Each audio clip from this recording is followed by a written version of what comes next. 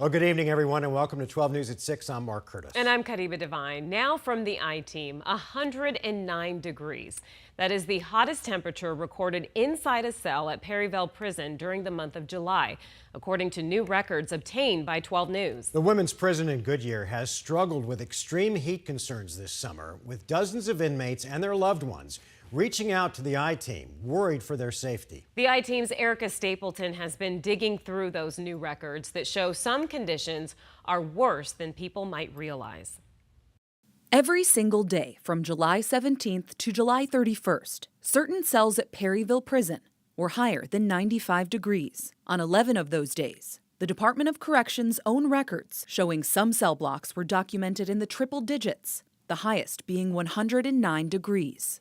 The buildings with the most 100-plus degree days were the Lumley unit, followed by the Santa Cruz unit. Neither have AC, only swamp coolers. And those two units house an estimated 1,300 incarcerated women. And they're allowing people to suffer when they shouldn't have to. Kurt Hall is close to a woman serving a life sentence at Perryville, sharing what she says she's seen inside. People passing out, people fainting. He's one of nearly 7 dozen people who reached out to the I-Team about heat safety concerns inside the prison. They're not only treating the prisoners like dogs, but they're also treating their employees like dogs. We first brought these concerns to Prison Director Ryan Thornell on July 19th, before he visited Perryville to address the heat. At that time, he explained that cooling systems can break down and cause high temperatures inside, but they're always regularly fixed, he said. And so we've had little blips. In a statement Monday, the Department of Corrections admitted that some of the evaporative cooling systems, or swamp coolers, are struggling to maintain adequate temperatures inside, causing temperatures to reach or exceed 100 degrees at the peak of the outdoor heat. A spokesperson goes on to write that those temperatures are excessive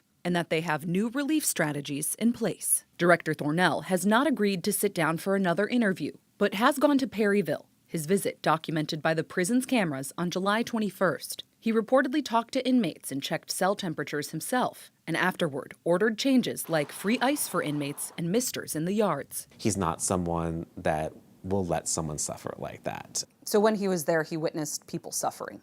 I believe he did, yes. State Senator Brian Fernandez is a member of the state's new Prison Oversight Commission. Our next meeting, I'm positive that we're going to be talking about this. The state is going to have to make some big decisions on what to do with these prisons. The temperatures recorded in the units with air conditioning were typically in the 70s or low 80s. But for the cells with swamp coolers, the ice and misters might offer heat relief to inmates, but they haven't prevented triple-digit temperatures in certain cells, which persisted after these temporary solutions were put in place. Why is it so hard to get air conditioning in there? In the past, it wasn't a priority. Retrofitting old prisons with air conditioning is just, it's costly. We're going to have more hot summers like this, and I think that we need to plan for it.